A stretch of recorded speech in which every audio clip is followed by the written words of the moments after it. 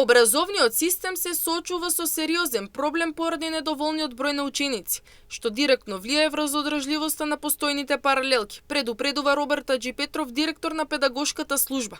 Според него, долгорочно е нереално училиштата да продолжат да функционираат со структура наследена од минатото без суштинска оптимизација. Тој истакнува дека во изминатите години речиси сите училишта формирале паралелки со помал број на ученици, само за да го зачуваат постоечкиот систем. Бирократските компромиси, како што вели тој, повеќе нема да бидат опција, бидејќи Министерството веќе најави укинување на оваа практика од септември.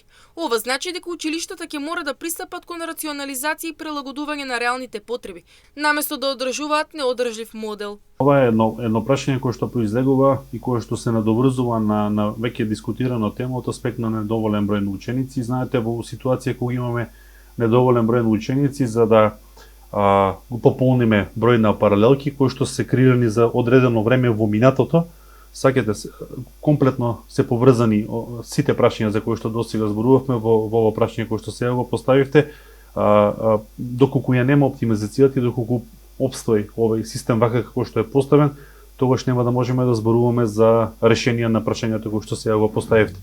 Природно е да училиштата се надпреваруваат помеѓу себе и природно е да секој училиште, секој директор, секој менаџер да сака да ги задржи паралелките кои што ги има во неговото училиште, да сака неговото училиште да обстои онака како што тој го наследил, како што било во минатото.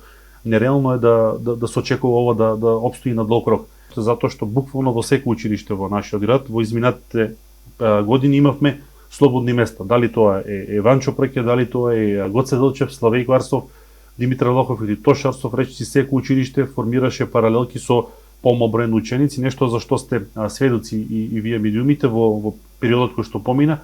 Секој август или јули, зависи од периодот кога ова денос се одвил во Советот на општина Штип, имавме формирање на паралелки со помал број на ученици, нешто што училиштата го прават за да задржат еден систем кој што го наследиле и токму затоа реонизацијата, тоа е еден од главните причини зашто реонизацијата не се почитува.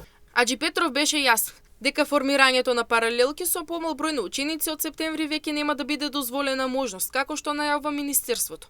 Затоа, училиштата ќе мора да ги рационализираат средствата и да функционираат исклучиво во рамките на реалните потреби.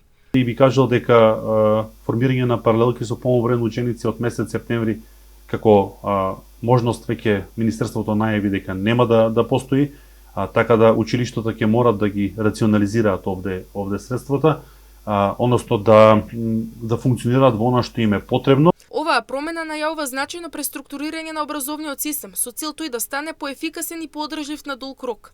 Во исто време, ќе бара од училиштата брзо прилагодување на новите реалности и поодговорно управување со ресурсите.